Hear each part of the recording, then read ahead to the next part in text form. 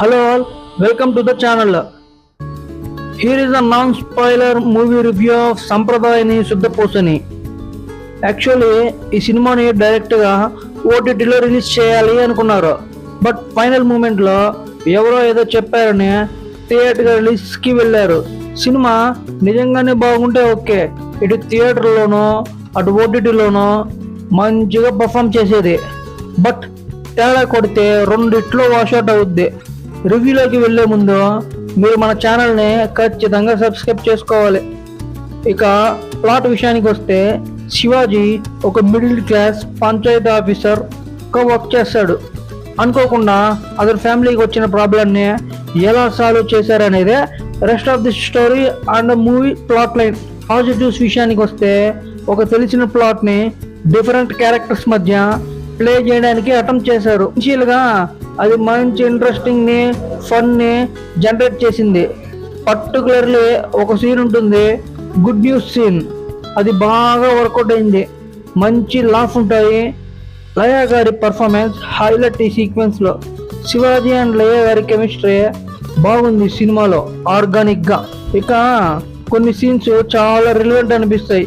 వీళ్ళిద్దరి మధ్య scenes both fun and emotion work out చేయడానికి ట్రై చేశారు. బాగానే కుదిరింది. For the most part character conflicts బాగా రాసుకున్నారు. చిన్న చిన్న విషయాలన్నీ స్టోరీని బిల్డ్ చేయడానికి బాగానే యూజ్ అయ్యాయి.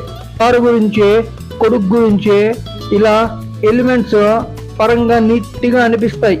అయితే ప్రాబ్లం అంతా మిగతా సినిమా మొత్తం డార్క్ కామెడీ అని చెప్పి, నెల్సన్ స్టైల్ అని చెప్పి ఏదో చేసి పెట్టేశారు.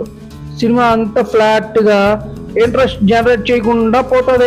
అండ్ అదో టైప్లో ఉంటుంది సినిమా. కొంతమంది క్యారెక్టర్స్ని సెటప్ అనుకున్నప్పుడు వాటిని నీట్గా యూజ్ చేసుకొని చాలా ఫన్నీగా ఇంట్రెస్టింగ్తో చెప్పొచ్చు. కానీ మూవీ చాలా ప్రెడిక్టబుల్గా, ఫ్లాట్గా, రిపిటేటివ్ సీన్స్తో బోరింగ్గా వెళ్తుంది. ఇన్ఫ్యాక్ట్ ట్విస్ట్కి ఒకటి పెట్టారు, అది కూడా క్యారెక్టర్స్ని ఎస్టాబ్లిష్ చేయలేకపోయింది. ఇంటర్వెల్ క్లైమాక్స్ వర్క్ అవ్వాలి, అట్లీస్ట్ ఏదో ఒకటి వర్క్ అవ్వాలి. అన్ఫార్చునేట్లీ ఈ సినిమాకి రెండు నెగిటివ్సే. మరి మ్యూజిక్ ఓకే, ఎలాంటి అడల్ట్ కంటెంట్ ఉండదు, బూతులు ఉండవు. ప్రశాంతంగా ఫ్యామిలీతో కూర్చొని అలా ఎంజాయ్ చేయొచ్చు మూవీని. బాగుంటుంది, ఒక లుక్ వేసుకోండి. ఈ ఛానల్ని సబ్స్క్రైబ్ చేయడం అయితే మర్చిపోకండి. మీ తిరుపతి అబ్బాయి మరో మంచి మూవీతో మళ్ళీ మీ ముందుకు వస్తారు.